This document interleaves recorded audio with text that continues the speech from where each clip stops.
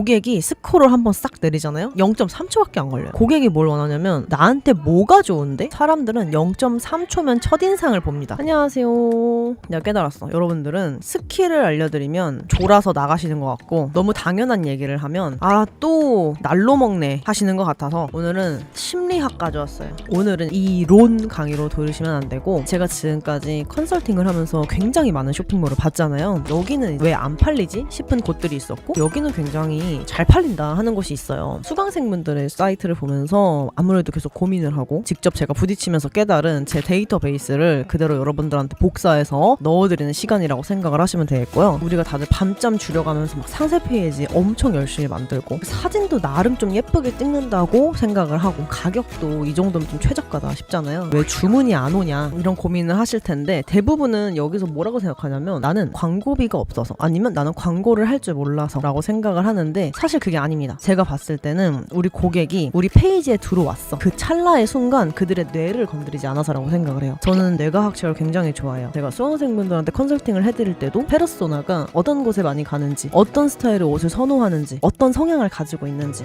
이런 거를 생각을 하라고 하거든요. 그게 거의 다 뇌과학에서 온다고 생각하시면 됩니다. 결과적으로 제가 생각하는 쇼핑몰이라는 것 자체는 물건을 단순히 파는 게 아니라 그 고객의 심리를 읽고 그들이 결제 버튼을 누를 수 있게 길을 깔아주는 게임이다라고 생각을 하시면 되겠습니다. 제가 5가지 치트키를 여러분들한테 하나씩 꺼내드리려고 합니다. 그리고 실제로 이 제목이 제가 정말 좋아하는 책인데 팔지 마라 사게 하라라는 책이 있어요. 그것도 여러분들이 한 번씩 보시면 좋을 것 같습니다. 사람들이 많이 궁금해하는 게 그거죠. 왜 내 쇼핑몰은 구경만 하고 나가는 걸까? 많은 분들이 착각을 하는 게 구경 자체를 안 하고 그냥 들어왔다가 뭐야 씨 이러고 나가는 사람도 많아요. 우리가 뭘 해야 되냐? 이런 얘기를 굉장히 많이 들어. 상세 페이지는 완벽한데 결제 버튼을 안 누른다. 내가 생각했을 때 상세 페이지가 정말 끝내주게 잘 만들어져 있는데 사람들이 결제를 안 해요 라고 생각하시는 분도 계시고요. 가격이 나는 제일 싸. 근데 왜 사람들이 다른 곳에서 사는 걸까? 이런 생각을 굉장히 많이 할 거예요. 특히 에이블리나 4910, 루핀 이런 데 들어가면은 내가 제일 싼 거 같은데 나랑 똑같은 제품을 사람들이 다른 쇼핑몰에서 더 많이 사네? 이 생각 많이 해보셨을 거예요. 제가 앞에도 말했던 것처럼 장사 자체는 물건을 파는 게 아니라 고객의 심리를 읽는 게임이다 라고 생각을 하시면 됩니다. 내 물건을 팔려고 애쓴다기보다 고객이 나한테 물건을 사게 만드는 것이 바로 장사 심리학이라는 건데요. 첫 번째 치트키는 이제 앵커링이라는 겁니다. 앵커링이라는 걸 여러분들이 들어보셨을지 모르겠는데 앵커링 효과라는 건 처음 본 정보가 기준이 돼가지고 판단이 고정되는 현상이에요. 앵커 닫히잖아요. 그거를 내린다라는 뜻이에요. 고객이 가격표를 보는 순간 뇌에서는 무슨 일이 일어나냐면 이거 싼가? 비싼가? 이거를 판단하려고 해요. 여러분들도 막 쿠팡이나 이런 데 들어가서 보면은 이게 비싼 건지 싼 건지 잘 모르는 경우도 많고 괜히 다른 데 들어가가지고 검색해 보려고 하고 이런 경험 다 있으시지 않나요? 우리가 기준 자체가 없으면 고객은 나가서 결국 쿠팡이나 이런 데 가가지고 최저가를 검색해서 사는 거죠. 마치 고양이 사료나 휴지나 이런 생필품을 살 때처럼. 보통은 할인 표시를 할 때도 그냥 49,000원을 적는 게 아니라 10만원짜리를 49,000원에 할인이 된 것처럼 반값처럼 느껴지게끔 할인 세팅을 해놓는 거예요. 애매하게 30% 할인되는 것처럼 40% 할인되는 것처럼 세팅을 해놓는 것이 바로 앵커링 효과의 하나의 답일 수도 있다. 예를 들어서 10만원을 처음 본 사람한테는 49,000원이 굉장히 반값인 것처럼 보이는데 처음부터 49,000원을 보면은 그냥 5만원짜리 물건 그 이상 이하도 아닌 거예요. 또 뭐가 있냐라고 하면은 고가의 상품을 배치하는 거. 30만원짜리 점퍼 하나를 볼게요. 패딩 30만원? 좀 비싸다 싶잖아요. 근데 자사몰에 들어갔더니 바로 옆에 15만원짜리 코트가 있는 거예요. 그러면 상대적으로 어때 보이죠? 상대적으로 15만원이라는 숫자가 이거 비싸다라는 게 아니라 우와 30만원짜리 패딩 옆에 15만원짜리 코트가 있다고? 굉장히 저렴해 보이게 사람들이 뇌에다가 인식이 돼버린다는 거예요. 이런 방법도 있습니다. 그래서 정말 대형 쇼핑몰이나 이런 자사몰을 분석해보시면은 비싼 제품 사이사이에 저렴한 제품이 껴있는데 그 저렴한 제품이 메인인 경우가 되게 많아요. 여러분들이 분석을 해보시면은 굉장히 재밌게 느끼실 거예요. 그리고 두 번째, 모든 사람들은 손실 회피 편향이 있어요. 이득 보는 것보다 손해가 무섭거든요. 뭔가 길 가다가 10,000원을 주었을 때 되게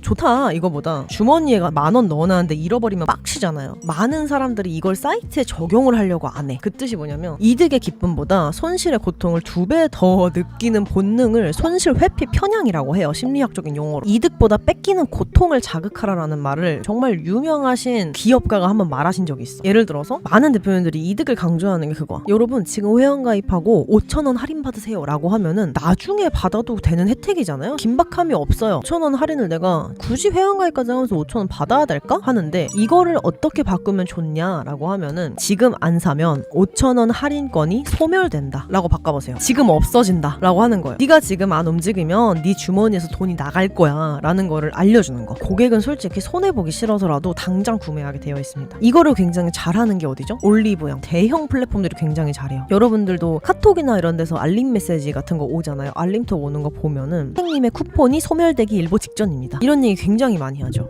솔직히 판매하는 것뿐만 아니라 강의를 파는 사람들도 많이 해요. 지금이 아니면 가격이 오릅니다. 하지만 가격 늘 똑같죠? 근데 조금이라도 올릴 가능성이 있거나 내가 빨리빨리 수강생을 끌어모아야 한다 하면 지금이 아니면 지금이 최고다. 지금이 마지막 기회다. 이런 얘기에 사람들이 결제를 하게 되는 거. 옷 사는 것도 똑같고 강의하는 것도 똑같고 모든 판매하는 거에 대해서는 다 똑같습니다. 숫자가 딱딱딱 떨어지면 사람들은 더 사고 싶어져. 그리고 반대로 숫자가 올라가도 사고 싶어져요. 이거는 어디에서 잘하는 마케팅? 무신사, 무진장 세일할 때 굉장히 잘하는 마케팅. 무진장 세일할 때 사이트 들어가잖아요. 내가 살려는 제품의 가격이 올라가는 게 아니라 지금까지 구매한 사람들의 가격이 떠. 사람들이 뭔가 그냥 빨리 사버려. 가격이 올라가거나 내려가거나 하는 모습을 보면은 구매력이 빨라져요. 이런 것도 있겠죠? 무료 배송 마감? 오늘 밤 종료된다. 배송비 3,000원을 아낄 수 있는 마지막 기회라고? 이러면서 지금 당장 사고 싶잖아요. 그리고 다음으로는 이제 초두 효과라는 게 있습니다. 초두가 뭐죠? 첫인상이 전부라는 뜻입니다. 그 이유가 뭐냐면 사람들은 0.3초면 첫인상을 봅니다. 사람을 볼 때도 옷을 볼 때도 0.3초면은 그 사람이 첫인상을 느껴요. 온라인 강의도 그렇죠. 제가 만약에 재미없게 시작을 했어. 그러면 여러분들은 벌써 나갔을 거예요. 사람들이 반응을 해주고 댓글을 달아주고 댓글을 읽어주고 하면은 흥미롭게 지금까지 남아 계실 수 있겠죠. 사람들은 상세 페이지는 더 냉정해요. 고객이 스크롤 한번 싹 내리잖아요. 0.3초밖에 안 걸려요. 초두 효과는 처음에 들어온 정보가 전체의 인상을 결정해버리는 현상이라고 생각하시면 가장 편리할 겁니다. 만약에 그런 게 있으면 안 돼요. 상단에다가 이 우리 브랜드, 우리 쇼핑몰에 철학을 넣어. 대표님 인사말을 넣어버려. 저는 이런 옷을 판매를 합니다. 저는 이런 사람입니다. 고객은 전혀 관심 없어요. 내 사이트의 자랑은 나중에 고객들이 알아서 찾아보는 거예요. 그게 브랜딩입니다. 내 입으로 말하는 것은 브랜딩이 아니에요. 여러분들이 상업적으로 판매를 한다면은 그건 관심 없어. 고객이 뭘 원하냐면 나한테 뭐가 좋은데? 이게 첫 화면에서 해결이 안 되면 끝나는 거예요. 그러니까 가장 압도적인 건 비포 애프터 아니면 누적 판매 1위 같은 증거물. 제가 느낀 게 뭐냐면 저희가 이 퍼프를 완판했을 때 이 상단에다 광고 없는 입소문템 3업 퍼프 누적 판매량 11만 3,670개를 넣어놨어요. 그러면 사람들은 광고도 안 하고 이렇게 많이 팔았다고? 누적 판매량이 11만